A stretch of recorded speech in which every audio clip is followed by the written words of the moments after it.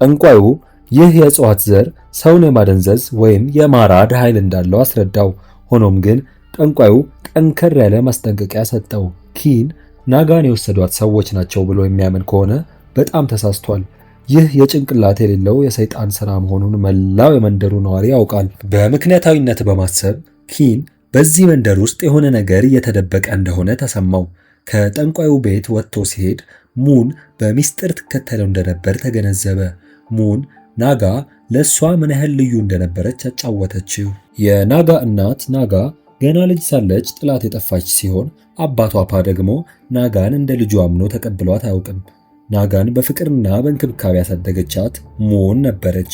ሆኖም የሙን ባል ናጋን መንከባከቧ ስላልተመቸው በወንድሟ ልጅ ላይ ትኩረት ማድረጓን ከቀጠለች እንደሚፈታት ዝቶባት ነበር። ሙን ናጋን ትታ ለመሄድ የተገደደችው በዚህ ምክንያት ነበር።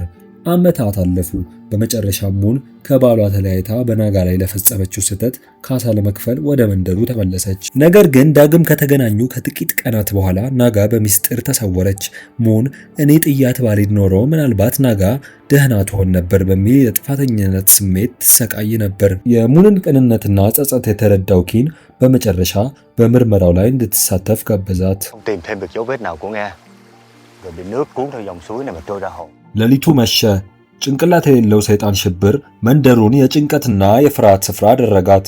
የመንደሩ ነዋሪዎች በሙሉ በሮቻቸውን በደንብ ቆለፉ። በቤቶቻቸው ደጃፍም ላይ ጠንቋዩ የሰጣቸውን የመከላከያ አዋጅ ወይም ክታብ ሰቀሉ። በዚያች ሌሊትም አንድም ሰው ወደ ውጭ ለመውጣት አልደፈረም። በመንደር ውስጥ አድሮ የነበረው ኪን ያንን አስፈሪ ድባብ እሱም ሊሰማው ችሏል። ሆኖም ድካም አሸንፎት እንቅልፍ ሲወስደው ያ ሽብር ወደ ህሊናው ዘልቆ ገባ።